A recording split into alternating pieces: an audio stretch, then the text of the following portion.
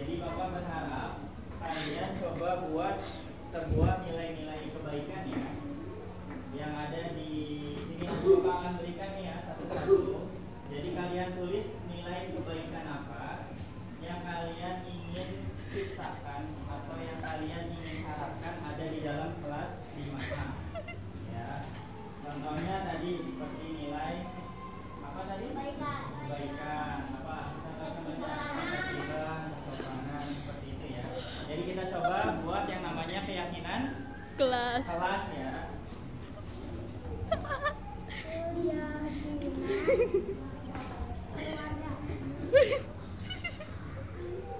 Oke. Sekarang Bapak berikan ya.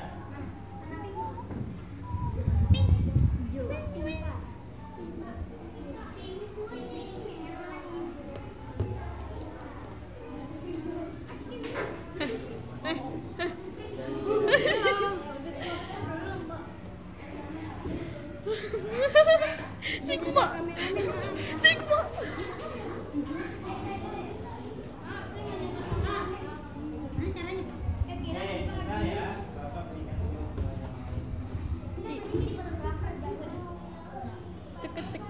Kamu nulis namanya dulu aja ya. Iya, nama kamu. Nama mama kamu.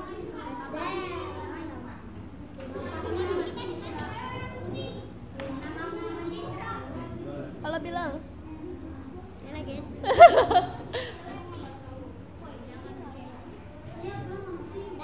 Ini tulis namanya ya.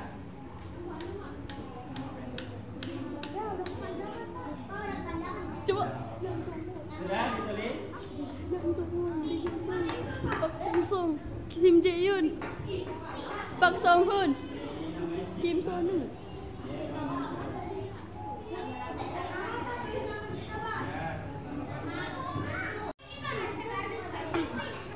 Ingat ya. Ih, dia berhenti Pak. Yang ada tempelannya di belakang ya. Aku mau. Ya gitu. Aku mau. Ya boleh. Ya kan ada yang nempel itu di bagian belakang ya. Jadi kalian bisa yang di depannya. Oke, sekarang coba kalian tulis sebuah nilai kebaikan yang ingin Jangan deh. diwujudkan di kelas ini ya. Ya, keinginan, keyakinan apa, nilai-nilai kebaikan yang ingin kamu ada ya di kelas 5 ini. Ya, contohnya yang tadi Bapak sebutkan di awal. Kalian bisa tambahkan lagi nilai-nilai keyakinan kelas apa yang itu baik ya untuk kelas kita ya. Terserah bebas, boleh 1, boleh 2, boleh 3 ya.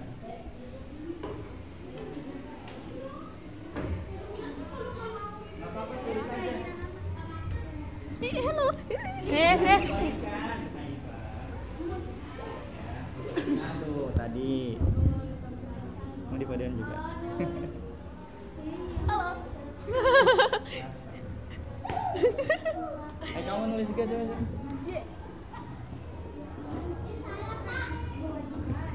Ini dari tadi baru 1 menit. Dia berhenti sendiri. Ya, gimana? Kok bisa berhenti sendiri?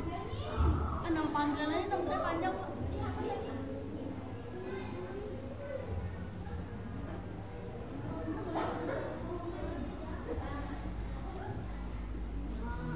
Oke, gimana sudah? Ya, oke.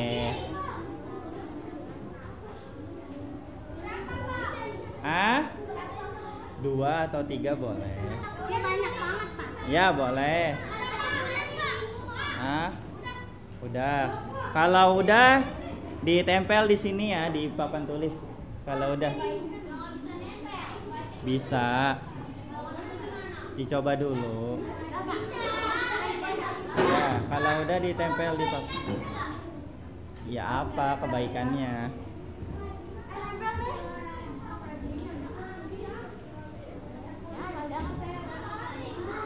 Dikencengin Farhan. Nah, gitu. Boleh. Ditulis aja dulu. Ayo kalau udah nggak usah tinggi-tinggi. Sakitin dulu, Pak.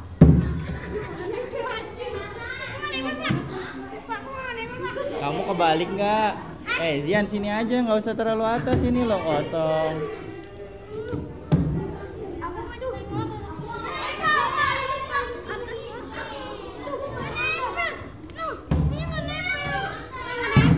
Iya, yang nempel tuh yang ininya. Kamu keliru nulisnya. Oh, terbalik, Bapak. Tuh. Oh, terbalik. Yaudah nggak apa-apa. Pegang dulu aja. Ya udah.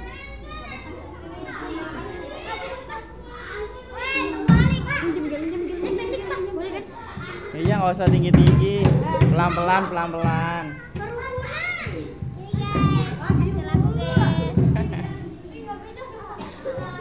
Coba bacain dong. Apa? 1 kebersihan, 2 tertib, 3 kesopanan. Oke.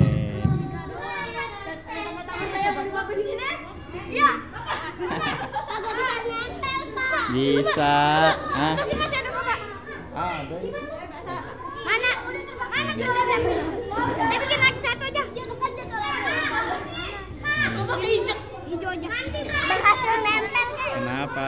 Pegangin, pegangin. Ini udah rusak lama, yakin apa? Iya. Astaga. Nih, kalian kan gua ada banyak. Apa ini? Ini Bang. Kita kasih lope-lope. Ada tadi nggak bisa sumpah ini. Nih guys.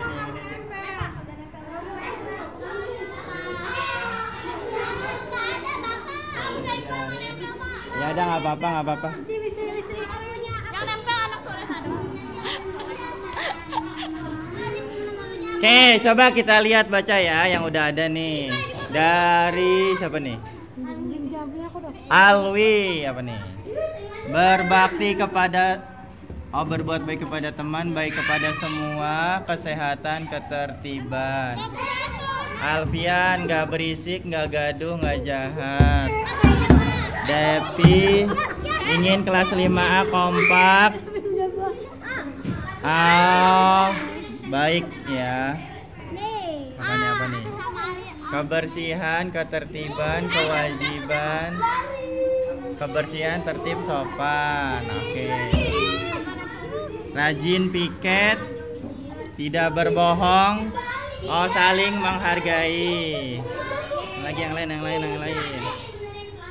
Aisyah, apa tuh? Kebersihan, ketertiban, tanggung jawab, rajin, sopan, wajib. Oke.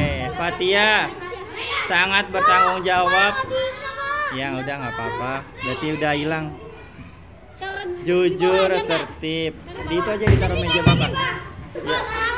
Udah biarin. Taruh di meja. Yang nggak nempel bisa ditaruh meja Bapak ya. Piket, rajin, jaga kebersihan, tertib. Bersih, nyaman, bertanggung jawab, tekun, rajin, rukun. I love you. Bapak, saya taruh di meja Bapak ya. Mana? Ya. Mana itu apa? Saling toleransi, rukun, tolong menolong. Love you. Ya, jatuh lagi. Udah, cukup. Oke, duduk. Kalau yang nggak nempel ditaruh di meja Bapak aja, nanti Bapak baca. Sopan, lebih bagus ke depan, serba bisa. Baik, sopan, tentram, rukun. Oke, tertib. Oke, sip. Ayo duduk. Udah, tadi Bapak udah baca. Jangan baca. Apa tuh? Jangan baca. Lihat dulu dong.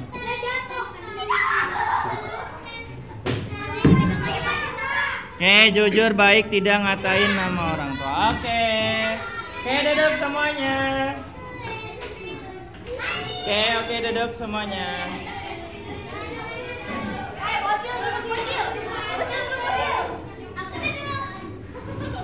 Oke, Alia.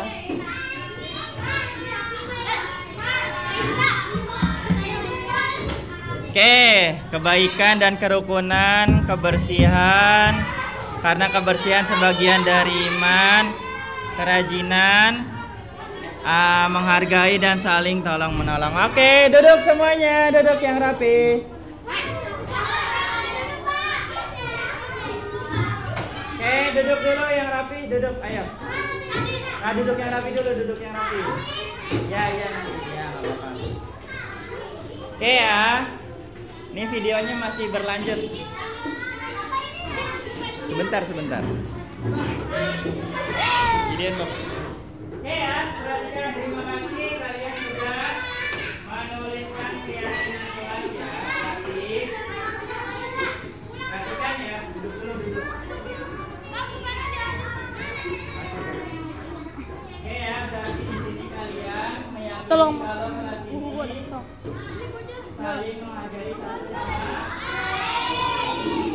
terus menjaga lalu sopan Santun. Oke ya. Dan tadi juga ada rajin ya, berarti rajin terutama saat masuk kelas ya. Oke, terima kasih. Oke, terima kasih. Assalamualaikum warahmatullahi wabarakatuh. Waalaikumsalam warahmatullahi wabarakatuh.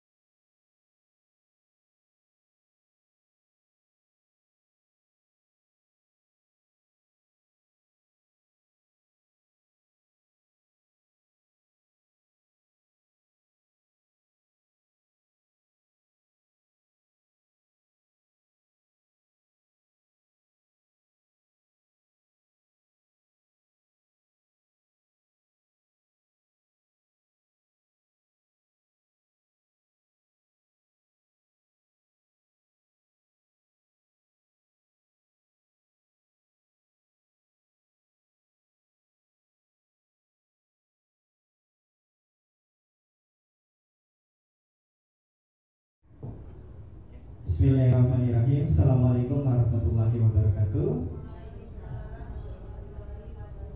Baik, alhamdulillahirobbilalamin. Puji syukur marilah kita panjatkan kehadirat Allah Subhanahu wa taala yang alhamdulillah pada siang hari ini kita dapat berkumpul di sini dalam keadaan sehat walafiat. Salawat dan salam mari sama-sama kita haturkan kepada Nabi Muhammad SAW serta keluarga dan para sahabatnya. Semoga kita semua termasuk umat yang mendapatkan syafaat di yaumul akhir nanti. Yang sama-sama kami hormati Ibu Kepala Sekolah SDN Cisalang 1, Ibu Eni Farida SPDMM, dan yang sama-sama kami hormati Bapak dan Ibu Guru. Saya mengucapkan terima kasih untuk kehadiran pada hari ini. Perkenalkan, nama saya Indra Pratama, saya CGP Angkatan 11 Kota Depok, yang pada kesempatan kali ini akan menyampaikan tentang aksi nyata modul 1.4.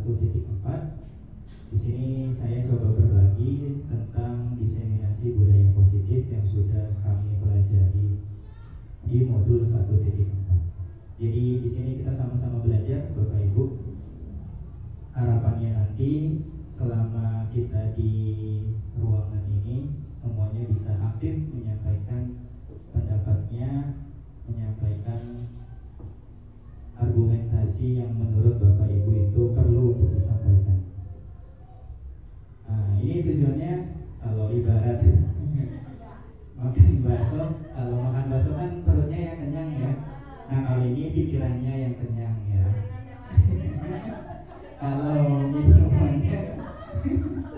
Kalau minumannya itu semoga menyegarkan dahaga akan hausnya ilmu pengetahuan yang Bapak Ibu inginkan ya. Jadi harapannya seperti itu, sehingga Bapak Ibu kesini ada yang dibawa pulang nantinya ketika pembelajaran di kelas. Oke, nah awal pernah nggak sih Bapak Ibu menemukan murid yang tidak mengerjakan PR? Pernah nggak? Pernah ya? Sering ya. Oke. Kalau menemui yang suka datang terlambat pernah? Pernah ya? Enggak, maksudnya dia dari rumah ke sekolah datang terlambat. Pernah ya? 1, 2 ada. Atau murid yang makan ketika pelajaran di kelas? Ada, oke. Atau yang suka jalan-jalan dan ganggu temannya? Ada ya, banyak, oke. Atau Atau yang suka ngelamun nih, diam atau bengong di kelas? Ada ya? Atau yang suka cari perhatian di depan guru? Ada? Oke, ada semua berarti ya. Oke, selanjutnya. Nah ini sebaliknya, pernah gak nemuin murid yang selalu mengerjakan PR? Ada ya? Oke. Kalau yang suka datang lebih awal atau tepat waktu? Banyak. Kalau yang fokus memperhatikan pelajaran di kelas? Ada ya? Kalau yang suka bantu temannya ketika kesulitan belajar? Ada ya? Oke. Kalau yang aktif bertanya dan menjawab di kelas? Ada ya? Oke. Nah, yang menjadi pertanyaannya, apa yang membuat respon setiap murid itu berbeda? Barangkali dari Bapak Ibu ada yang mau menyampaikan karakternya, oke. Yang lain? Kemampuannya, apalagi kebiasaannya, kebiasaan dari rumah. Tabiat, oke ya. Oke ya. Berarti banyak faktor ya yang menyebabkan kondisi murid tadi itu berbeda-beda. Lalu gimana nih sebaiknya kita merespon setiap murid dengan kondisi yang berbeda-beda tadi? Disesuaikan dengan permasalahannya. Atau seperti apa sebaiknya kita merespon agar kita tepat untuk menghadapi setiap kondisi murid. Nah, pada kesempatan kali ini kita akan coba mengulik lebih jauh, lebih dalam. Kenapa sih kok ada berbagai kondisi murid yang berbeda tadi? Lalu bagaimana nih respon kita agar kita tidak salah untuk memberikan respon kepada murid kita? Nah, hari ini kita akan coba sama-sama cari tahu. Jadi ini gambaran besarnya dari mulai perubahan paradigma belajar sampai nanti segitiga restitusi. Mungkin masih ada yang asing atau ada yang sudah paham, nanti kita sama-sama bahas. Nah, perubahan paradigma belajar. Coba Bapak Ibu minta tolong ya, dibuka tangannya boleh? Boleh, ini kan megang ini ya. Satu boleh nggak apa-apa. Ditutup, buka, tutup. Nah, sudah. Sekarang saya mau tanya, kenapa Bapak Ibu mau membuka dan menutup tangannya? Karena ada instruksi. Oke, tapi kalau Bapak Ibu tidak mengikuti instruksi saya boleh nggak? Boleh, bisa aja. Kalau terang, boleh ya. Berarti yang sebenarnya menggerakkan tangan kita membuka dan menutup itu siapa?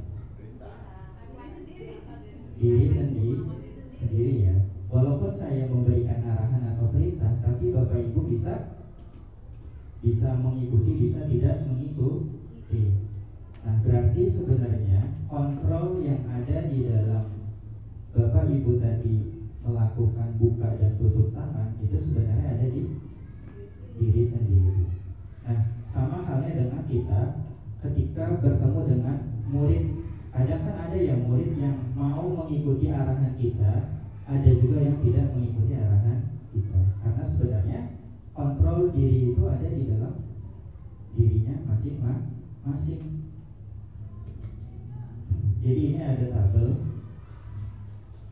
ada stimulus respon dan teori kontrol. Jadi pada dasarnya bahwasannya kebutuhan setiap manusia itu berbeda. Jadi kita nggak bisa samakan. Lalu setiap orang memiliki gambaran yang berbeda. Dan semua perilaku memiliki tujuan dan hanya kita yang bisa mengontrol diri kita. Jadi ini ada perubahan paradigma belajar. Mungkin yang awalnya kita menganggap kalau guru itu adalah punya kuasa di dalam kelas. Tapi paradigma ini sebenarnya mereka murid-murid itu juga memiliki kontrol atau kuasa terhadap dirinya masing-masing. Jadi kita sebagai pendidik yang bisa kita lakukan adalah mengarahkan agar kegiatan belajar menjadi lebih baik. Ya, ada perubahan atau pergeseran paradigma dalam belajar. Nah, lalu kita masuk kepada kebutuhan dasar manusia yang tadi ya. Nah, kenapa perlu kita bahas ini? Karena tadi kebutuhan setiap manusia itu berbeda-beda. Ada 5. Yang pertama bertahan hidup, yang kedua cinta dan kasih sayang, yang ketiga kebebasan, yang keempat kesenangan, Yang kelima adalah penguasaan. Contoh tadi ketika kasus anak makan di kelas yang tadi di awal ya. Nah, bisa jadi ada kebutuhan dasar dia tentang bertahan hidup. Dia mungkin di rumah belum sempat sarapan, makanya kenapa dia sampai melakukan makan di kelas, karena ada kebutuhan yang dia belum terpenuhi. Atau dia cari perhatian. Kenapa? Bisa jadi ada kebutuhan yang belum terpenuhi, yaitu cinta dan kasih sayang. Makanya dia cari perhatian ketika di sekolah, entah kepada guru atau dia cari perhatian kepada teman-temannya. Atau berikutnya kebebasan. Makanya kalau kita lihat anak-anak tuh suka banget ya lari-larian, ya, main sama teman. Karena bisa jadi di lingkungannya itu, di rumahnya itu dia merasa terkekang atau rumahnya tidak bisa mengekspresikan kebebasan dia. Akhirnya butuh yang namanya kebebasan, lalu kesenangan dan juga penguasaan. Nah, hal ini yang perlu kita pahami ketika kita berhadapan dengan murid. Jadi kita nggak langsung tadi stimulus respon, tapi kita coba perhatikan dulu nih 5 kebutuhan dasar apa yang perlu atau yang ada yang perlu dibutuhkan oleh murid, sehingga nanti responnya kita akan menyesuaikan dengan kebutuhan dasar manusia. Nah, selain kebutuhan dasar manusia, kita juga perlu tahu ternyata ada motivasi setiap perilaku manusia itu yang dia lakukan. Yang pertama, dia melakukan sesuatu karena ingin menghindari ketidaknyamanan atau hukuman. Yang kedua, dia melakukan itu karena pengen mendapatkan imbalan atau penghargaan. Dan yang ketiga, dia melakukan itu karena memang dia ingin dan memiliki nilai yang mereka percaya. Contoh, ketika kita melihat murid kita yang awal ya, datangnya terlambat, lalu kita memberikan hukuman kepada dia, lalu besoknya dia akhirnya masuk lebih awal. Berarti yang menggerakkan dia adalah karena adanya hukuman, sehingga dia datang lebih awal.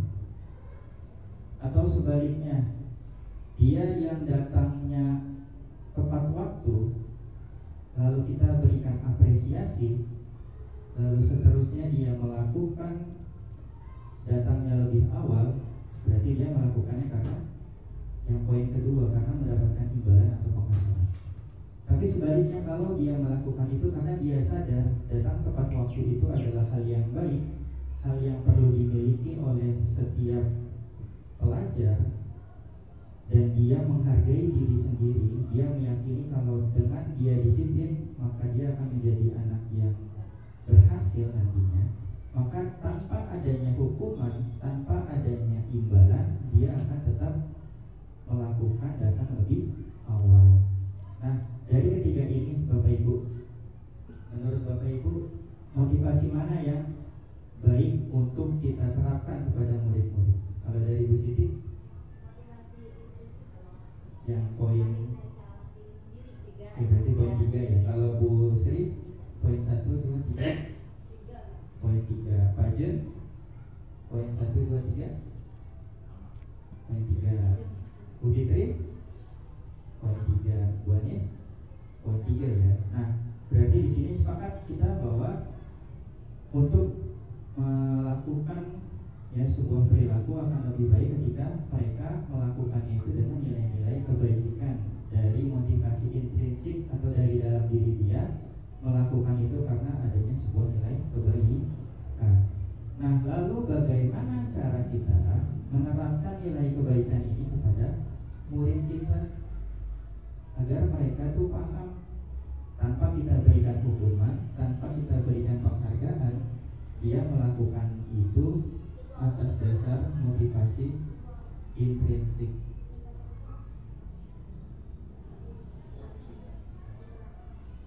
Ya. Nah,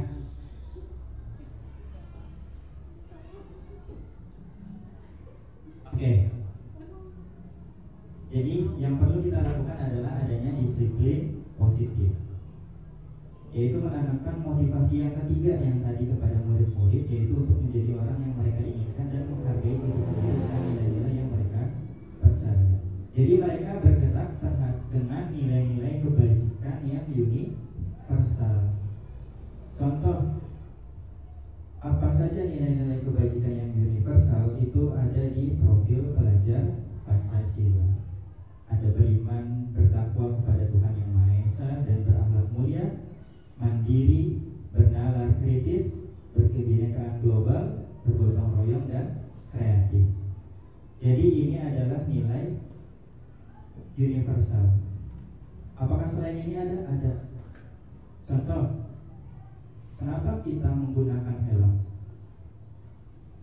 ketika mengendarai motor? Selain karena ada peraturan, ada nilai apa di sana? Keselamatan, agar kita selamat. Atau kenapa kita ketika tadi datang lebih awal, ada nilai apa di situ? Disiplin. Betul. Jadi itu yang menjadi nilai universal yang kita bisa gunakan untuk menggerakkan anak-anak kita agar mereka melakukan sesuatu berdasarkan nilai-nilai kebajikan universal. Seperti itu ya, Bapak Ibu. Nah, yang bisa kita lakukan yang pertama adalah membuat sebuah keyakinan kelas. Mengapa keyakinan kelas? Mengapa tidak peraturan kelas saja? Lalu yang kedua, mengapa adanya keyakinan kelas itu penting untuk terbentuknya sebuah budaya positif? Dan bagaimana mewujudkan sebuah keyakinan kelas yang efektif? Jadi keyakinan kelas tadi itu adalah nilai yang menjadi keyakinan bersama di dalam kelas yang kita bisa terapkan di kelas kita. Contoh, ada yang mau memberikan contoh, Bapak Ibu? Nilai keyakinan kelas yang bisa diterapkan di kelas kita. Nilai kedisiplinan, apa? Mematuhi tata tertib yang sudah dibuat. Nah itu berarti dia mematuhi tata tertib karena ada nilai apa di situ yang dia yakini. Terus disiplin tadi, tanggung jawab. Apalagi kalau menjaga kebersihan di kelas berarti ada nilai apa di situ yang diyakini bersama. Gotong royong, kerjasama, nilai kebersihan, yang itu menjadi keyakinan bersama. Jadi ketika kita membuat keyakinan kelas akan nilai-nilai kebersihan, maka harapannya anak-anak di dalam kelas itu melakukan kegiatan di kelas itu ketika piket bukan berdasarkan dia takut kena hukuman atau mendapatkan imbalan, tapi mereka bergerak karena dia tahu kalau nilai kebersihan itu adalah nilai yang baik yang perlu dia lakukan. Sehingga walaupun tidak ada hukuman, tidak ada imbalan, ketika mereka yakin satu kelas kalau nilai kebersihan itu adalah nilai yang baik dan bermanfaat untuk dia, maka dia akan otomatis menjalankan itu. Apalagi tadi ditambah nilai tanggung jawab. Jadi ketika itu sudah tertanamkan di dalam diri, maka harapannya mereka melakukan itu dengan baik. Terus terkadang kan di kelas itu terjadi yang namanya pembulian, ya, saling kata-kataan, saling ejek-ejekan. Berarti di situ ada nilai yang perlu diyakini bersama agar tidak terjadi yang namanya pembulian. Apa kira-kira nilai yang bisa kita munculkan agar tidak terjadi pembulian di kelas? Kasih sayang, apalagi religius, menghargai, saling menghargai baik diri sendiri maupun orang lain. Dengan adanya keyakinan memiliki nilai saling menghargai, maka harapannya kasus pembulian itu bisa terselesaikan. Jadi ini yang pertama kali kita buat untuk membuat sebuah disiplin positif tadi agar anak-anak tergerak melakukan poin ketiga di dalam motivasi adalah dengan membuat keyakinan kelas, yaitu dengan mewujudkan nilai-nilai universal apa yang mau disepakati di dalam kelas itu. Oh ya. Oke. Dari penjelasan ini dulu, Bapak Ibu ada yang mau didiskusikan nggak? Sebelum kita masuk ke tahap berikutnya.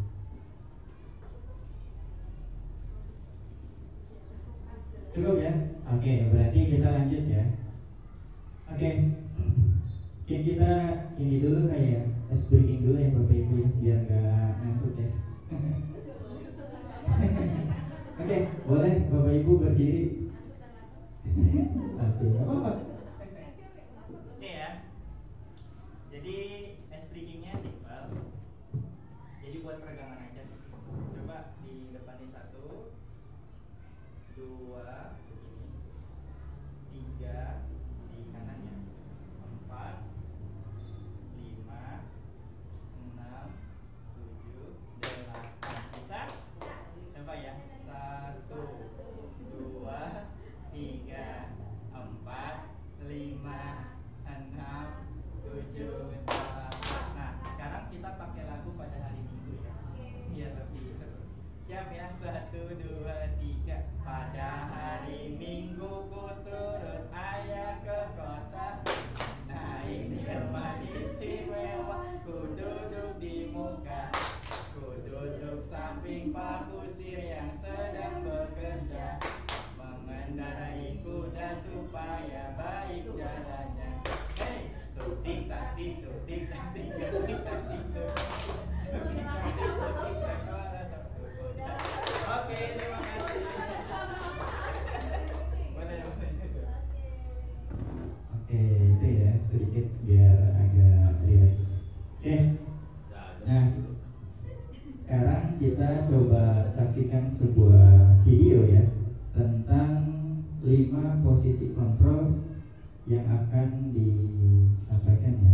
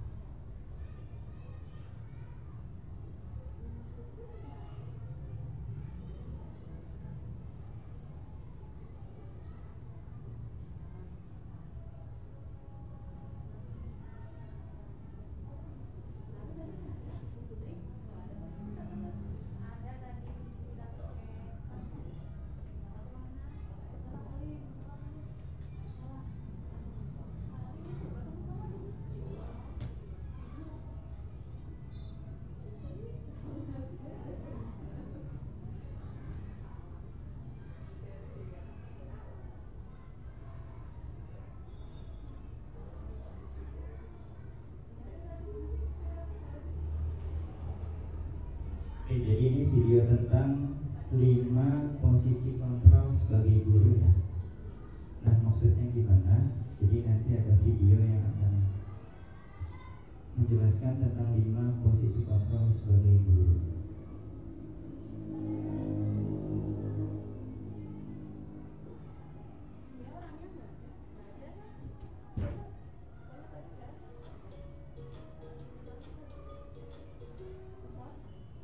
Salam bahagia Ibu dan Bapak guru hebat.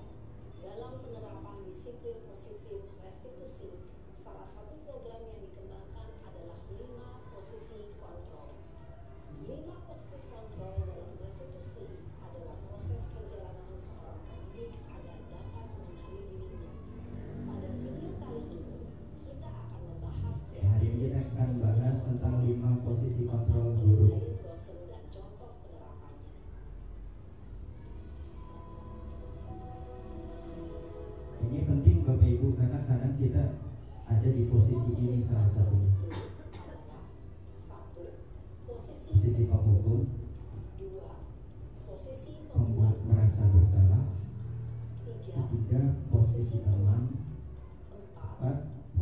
pemantau, atau monitor, dan yang kelima adalah posisi manajer. Untuk lebih memahami kelima posisi tersebut, mari Jadi kita ada saksikan kasus kasusnya. Ren namanya ya, terlambat hadir 20 menit di sekolah. Jadi dia akan jelasin 5 posisi ini akan berbeda stimulus dan responnya dalam responnya. Nah ini posisi penghukum.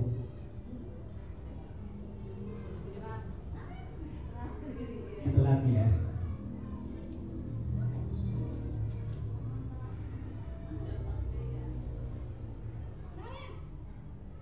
Ini dia. Sini kamu ya. Ini yang posisi penghukum. Selalu terlambat. Kamu deh, pasti terlambat. Apa coba? Apa coba? Alasan kamu apa lagi? Alasan. Kapan sih kamu tidak terlambat? Kapan sih kamu tidak terlambat? Malas sekali ya kamu jadi Malas anak. sekali. Dasar pemalas. Dasar. Gak kapok-kapok sih kamu. Sudah berapa kali terlambat? Oh, tuh. Sana, kamu Keliling keliling lapangan basket basket. 2 kali. Nah dia pas tanya kenapa? Kenapa? Oh, ibu.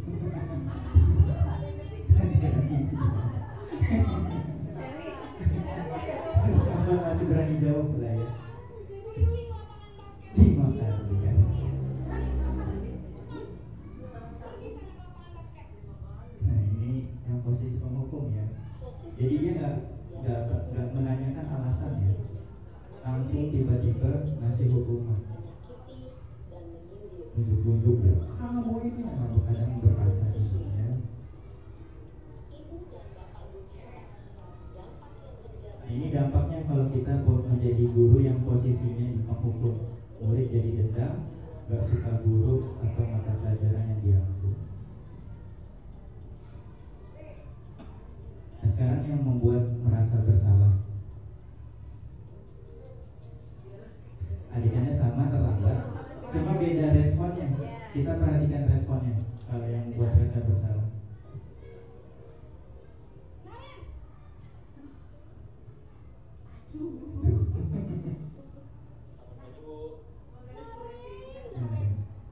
Kamu kenapa terlambat lagi, Nak? Ya Tuhan, Naren. Kamu senang ya bikin ibu Nah, susah? kamu senang ya bikin ibu susah? Kalau kamu terlambat lagi, nanti ibu yang ditegur bapak Nah. kepala sekolah, Nak. Disangka ibu tidak bisa membina kamu. Dia dibuat bersalah si Gimana anak ini. ini? Duh Gusti Naren, Naren. Kamu suka ya kalau ibu ditegur bapak kepala sekolah? Terus, sekarang ibu harus tulis apa ini di buku absen? Ini kamu sudah sering terlambat loh. Ibu harus apa coba? Ya sudah, lain kali jangan bikin ibu susah lagi ya, Nak ya. Ibu tidak akan kuat lagi kalau kamu gini terus. Tidak. Ibu bisa jatuh. Kalau ini yang membuat rasa bersalah ya, dia nggak ngasih hukuman, tapi dia membuat si anak ini jadi posisinya bersalah. Posisi pembuat rasa bersalah berbicara dengan nada tenang, Tenang. cenderung lembut, namun kata-kata Tapi yang menyalahkan murid. membuat murid merasa Dia nggak bentak-bentak atau mencongkakkan. memandang buruk dirinya sendiri, merasa tidak berharga. Jadi ada perasaan tidak berharga ketika kita sebagai guru menjadi pembuat rasa bersalah. Jadinya begitu. Murid akan menganggap dirinya yang Bersalah, rendah diri, menarik diri dari lingkungan. dalam dirinya. Nah ini posisi teman. Ini sama ya. Iya, cuma beda saat meresponnya itu.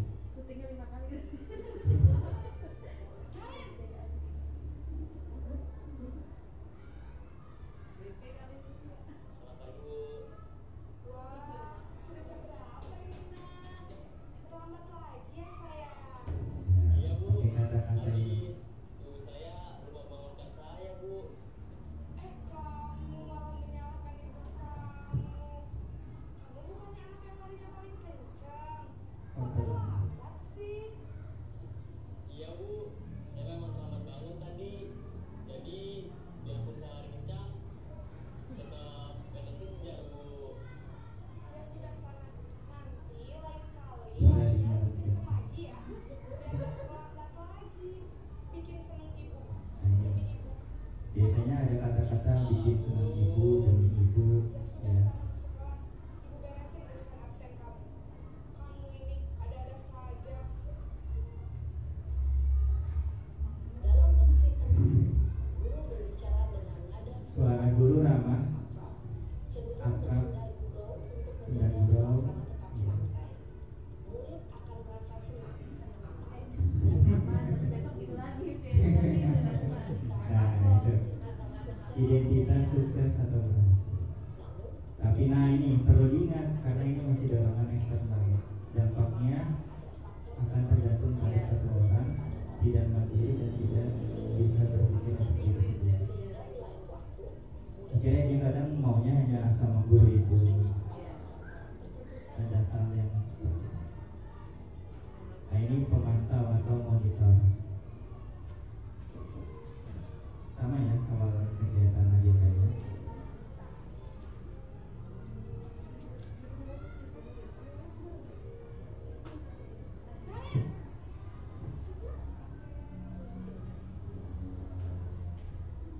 Naren, apa peraturan sekolah? Nah dia langsung tanya peraturan yang ditaati di sekolah. Di sekolah jam 7, Bu. Iya betul. Sekarang sudah jam 7.20. Dan dia Naren sudah tahu konsekuensinya. tahu konsekuensinya jika tidak berhasil. Saya harus tinggal kelas pas jam istirahat selama 20 menit. Iya benar, konsekuensinya demikian. Jadi nanti jam 9.30 pas istirahat, kamu harus tinggal di kelas, kerjakan tugas tambahan untuk ketertinggalan kamu, ya? Baik, Bu. Nah ini yang pemantau atau posisi monitor, pemantau mengandalkan perhitungan atau data untuk mengontrol murid. murid. Guru mengarahkan murid berdasarkan peraturan dan konsekuensi. Seorang Jadi gak emosional, gak bersenda gurau, dan ekspresi wajah yang datar. cenderung datar dan formal ya.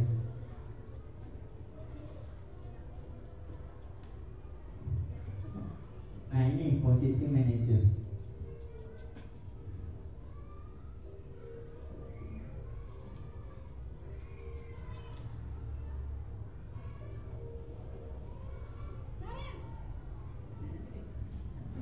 Nah dan mobilnya sama. Yang beda nih dia. Selamat pagi, Naren. Maaf, Bu. Saya terlambat. Iya, sekolah masuknya jam 7, sekarang sudah jam 7.20. Jadi sekarang bagaimana nih, Naren? Maaf, Bu. Saya lupa setel alarm saya semalam. Baiklah, menurut kamu, Dia menanyakan keyakinan sekolah yang perlu dipikirkan. Menghargai diri sendiri dan orang lain mungkin ya, Bu. setuju. Jadi, apakah Naren meyakini prinsip saling menghormati tersebut? Iya, Bu. Saya meyakininya. Apakah Naren bersedia Ditanya memperbaiki apakah masalah bersedia keterlambatan ini? memperbaiki masalah. Bersedia, Bu. Bagaimana kamu akan perbaiki masalah keterlambatan ini? Saya akan coba untuk tidak lupa menyetel alarm saya, Bu. Baik, kalau Naren lupa menyetel alarm di rumah, ada orang yang kira-kira bisa bantu mengingatkan tidak? Ada, Bu. Kakak saya, Kak Emma. Ada lagi selain Kak Emma? Selain Kak Emma, Jadi dia nanya langsung. ada ibu saya. Baik, jadi yang mengingatkan Naren adalah Kak Emma dan ibu kamu ya? Kira-kira akan mulai setel alarm kapan nih Naren? Setelah pulang sekolah, akan segera saya lakukan. Baik, jadi Naren akan setel alarm untuk Ini yang posisi manajer. Jadi dia bertanya, akan diingatkan oleh kakak dan ibunda Naren ya. Ada lagi yang mungkin perlu dilakukan Naren agar tidak terlambat bangun lagi. Tidak ada, Bu. Baik Naren, terima kasih untuk kerjasama kamu. Sekarang kamu perlu kembali ke kelas untuk belajar. Baik, Bu. Terima kasih. Posisi manajer adalah posisi kontrol kontrol ya, yang seorang disarankan untuk untuk membimbing pendidikan. murid memiliki sikap disiplin yang positif, yaitu murid yang mandiri, bertanggung jawab, dan dapat memecahkan masalah. Tujuan dari posisi ini adalah agar murid dapat berefleksi atas tindakannya.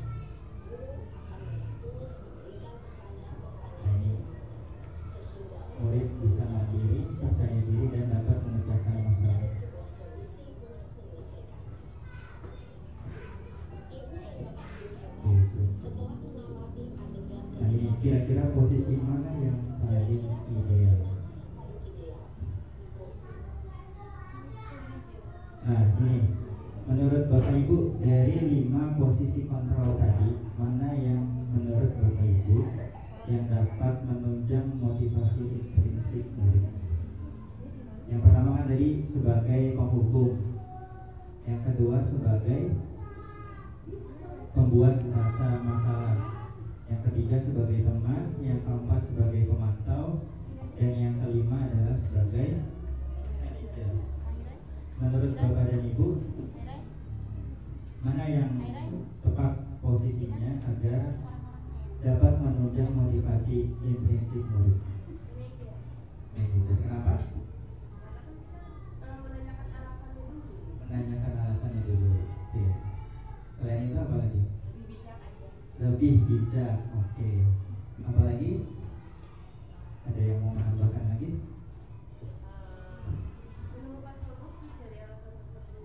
Oke, jadi yang memberikan solusi itu siapa? Anaknya. Jadi bukan kita yang mengarahkan, tapi dengan pertanyaan yang kita tanyakan, harapannya anak tuh muncul solusi dari dirinya sendiri. Itu motivasi intrinsiknya. Nah, ketika datangnya dari diri sendiri, maka dia akan lebih termotivasi untuk melakukannya, karena itu dari dirinya sendiri. Beda kalau dari luar sarannya. Seperti itu ya. Jadi yang ideal adalah dengan posisi sebagai manajer. Walaupun di lapangan kadang kita bisa jadi berbeda dalam penerapannya ya Bapak Ibu. Termasuk saya juga masih berusaha untuk menjadi yang ideal tadi. Walaupun kadang ada situasi tertentu yang ya kadang tuh kita berbeda posisinya. Tapi ini harapannya ya agar kita tumbuh menjadi posisi kontrolnya sebagai manajer.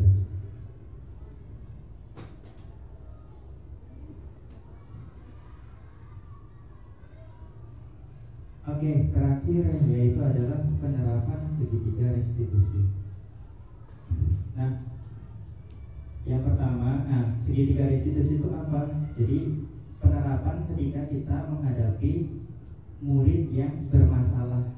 Kayak tadi contohnya Naren, dia kan punya masalah apa? Datang terlambat 20 menit ya. Maka yang perlu kita lakukan awal adalah menstabilkan identitas.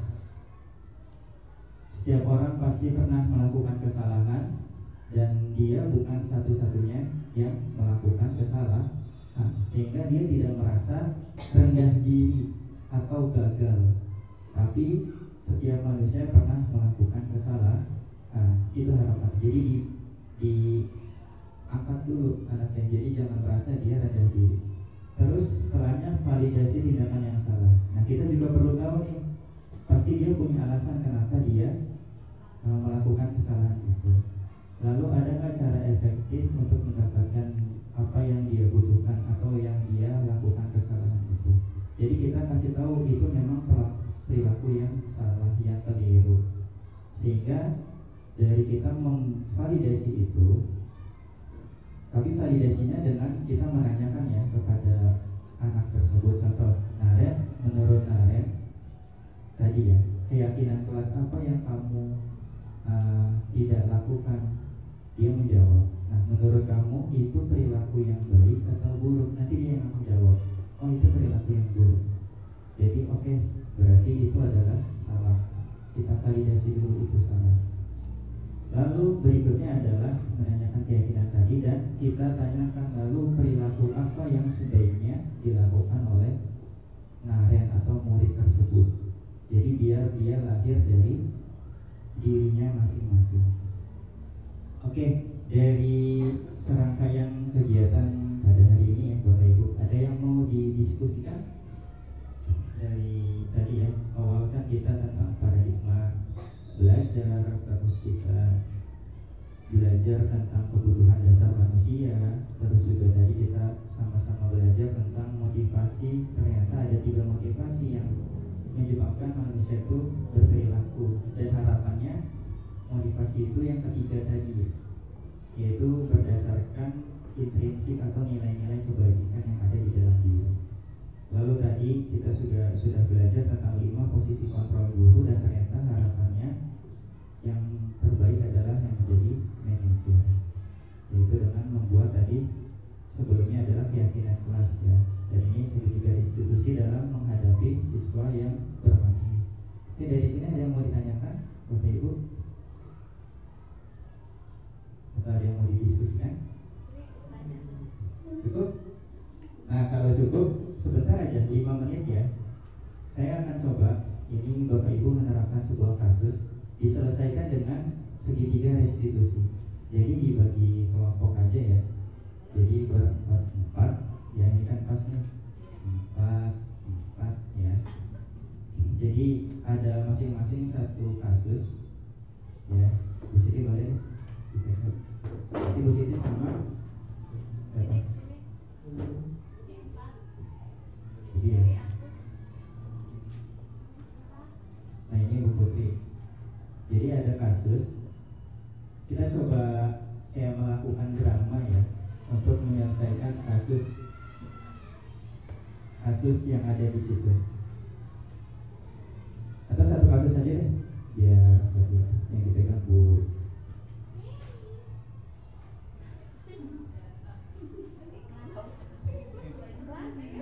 Oke, jadi kasus yang dihadapi oleh Bu Siti saya bacakan ya. Itu jadi Bapak Ibu sebagai wali kelas 8 ya, pada saat jam istirahat makan siang melihat salah satu murid bernama Amira sedang menangis sendirian di dalam kelas. Lalu Anda sebagai wali kelas menghampiri dan mengajak bicara. Ternyata Amira menangis karena ada Ali yang sempat mengejek Amira karena nilai ulangannya lebih rendah dibandingkan nilai yang didapatkan Ali.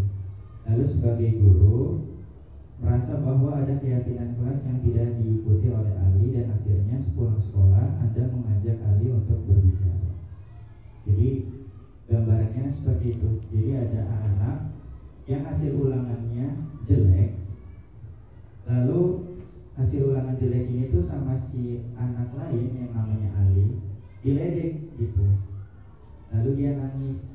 Lalu sebagai guru, bagaimana penyikapannya kepada Ali yang suka mengejek nilai ulangan temannya yang lebih jelek daripada si Ali?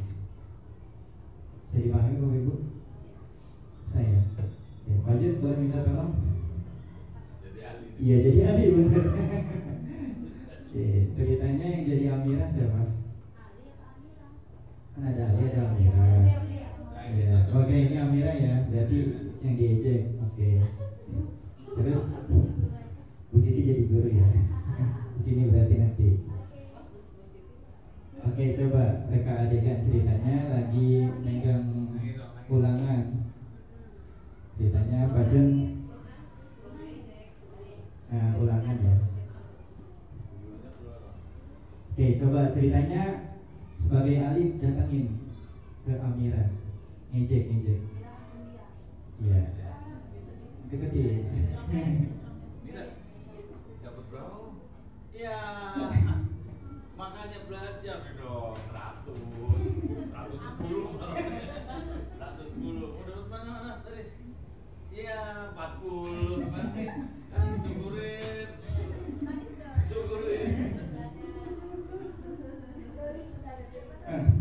Nangis ya.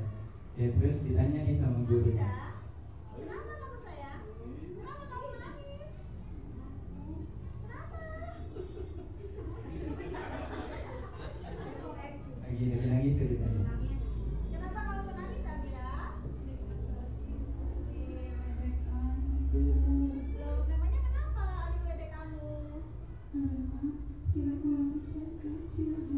Oh gitu, ya sudah, tidak apa-apa. Memangnya Amira semalam tidak belajar?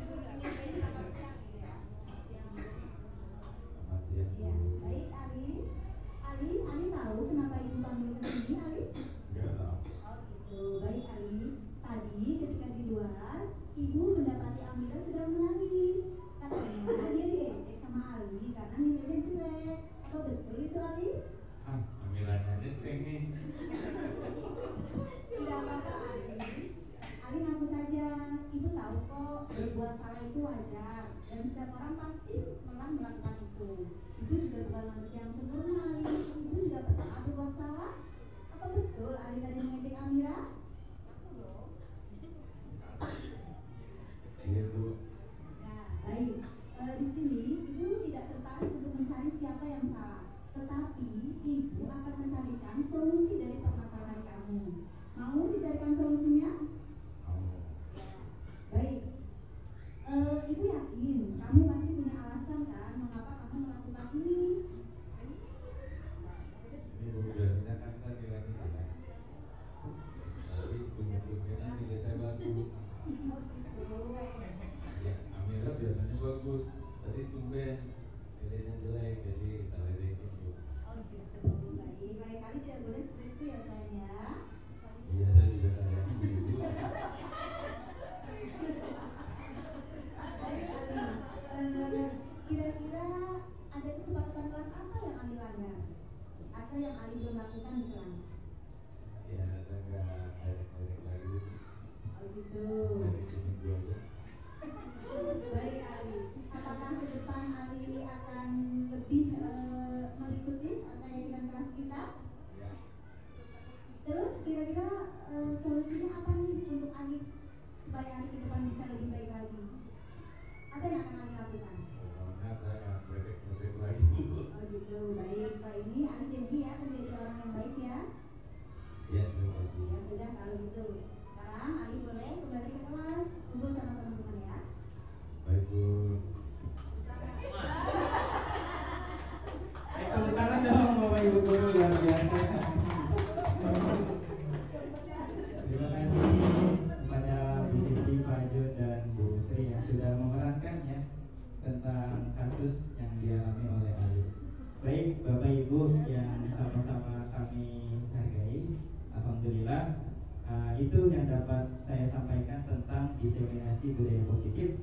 Semoga yang sedikit ini bisa bermanfaat untuk kita semua. Mohon maaf jika ada salah kata.